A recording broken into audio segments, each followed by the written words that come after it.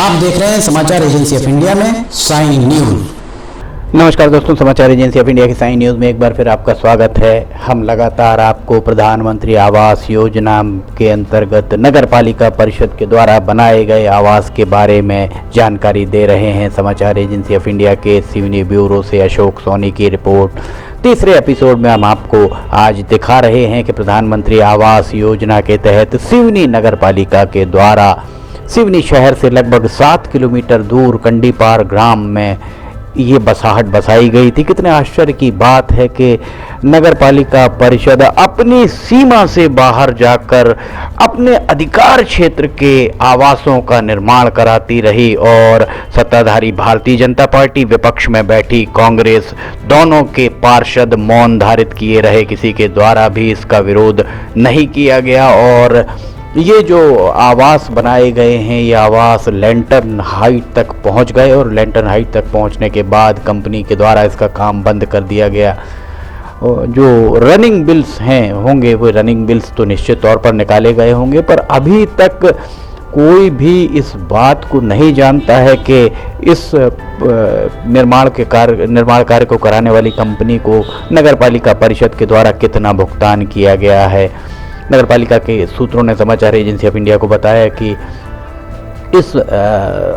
इन आवास के निर्माण के लिए नगर पालिका परिषद से जो काम कराया जा रहा था, मांटो कार्लो कंपनी के द्वारा इसका ठेका लिया गया था और उस ठेके में आप देख सकते हैं कितना सारा काम हुआ, कितने सारे मकान बने हैं।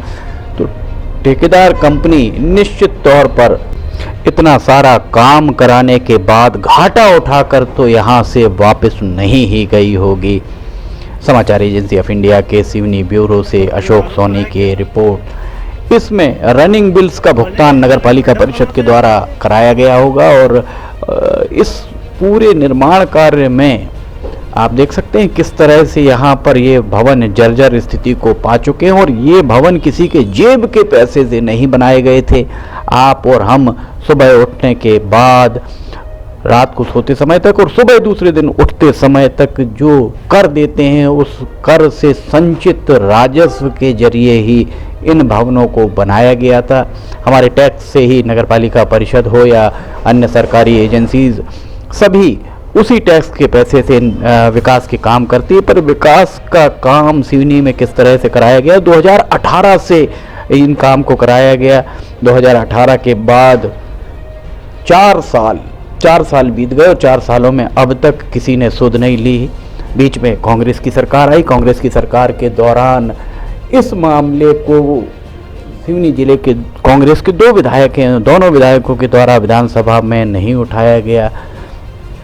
कितने आश्चर्य की बात है कि यहाँ इतने सारे भवन बना के देखिए, कितने भवन यहाँ पर लगातार आपको लेंटर्न हाइट तक दिख रहे हैं और ये सारे के सारे प्रधानमंत्री आवास के वे भवन हैं जो नगर पालिका परिषद के द्वारा बनाए जाने प्रस्तावित थे। और नगर पालिका परिषद इन भवनों को अगर बनाती तो सिवनी शहर के जो मतदाता थे वे सिवनी शहर के मतदाता ग्रामीण मतदाता हो जाते।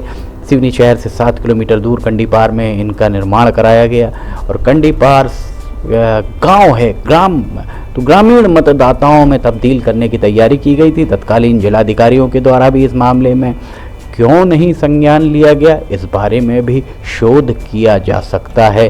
तत्कालीन विधायक, तत्कालीन सांसद, उनके द्वारा भी इस मामले में क्यों मौन धारित किया गया, ये भी एक शोध का विषय है। और वर्तमान सांसद, वर्तमान विधायक, सिवनी के 2 सांसद हैं, दोनों भारतीय जनता पार्टी के हैं और 2 विधायक हैं, दोनों 2 भारतीय जनता पार्टी के विधायक और 2 कांग्रेस के विधायक। इस तरह 4 विधायक और 2 सांसद अभी तक जनता के सामने ये बात नहीं ला पाए हैं कि इन भवनों को आधा अधूरा छोड़ा गया और कितने पैसे नगर पालिका परिषद के द्वारा भुगतान किए गए। जो पैसे का भुगतान किया गया, रनिंग बिल्स निकाले गए होंगे, तो प्रतिभूति राशि फोरफिट की गई या नहीं की गई, इस बारे में जनता को बताना बहुत जरूरी है। जनता को बताने से सांसद, विधायक जो चुने हुए हैं वे भी गुरेज करते नजर आते हैं। जिलाधिकारी को चाहिए कि वे इस मामले में जांच के आदेश जरूर दें समाचार एजेंसी ऑफ इंडिया के सिवनी ब्यूरो से अशोक सोनी की रिपोर्ट। हम आपको बता दें कि समाचार एजेंसी ऑफ इंडिया की साइन न्यूज़ की लाइव स्ट्रीमिंग आरंभ हो गई। लाइव टीवी आप देख सकते हैं, समाचार एजेंसी.com पर जाएं, आपको लाइव टीवी वहां पर चलता दिखेगा। अगर आपको ये वीडियोस पसंद आ रहे हैं तो आप इन्हें लाइक, सब्सक्राइब और शेयर करना मत भूलिए। अशोक सोनी की रिपोर्ट। फिलहाल इजाज़त लेते हैं। जय हिंद।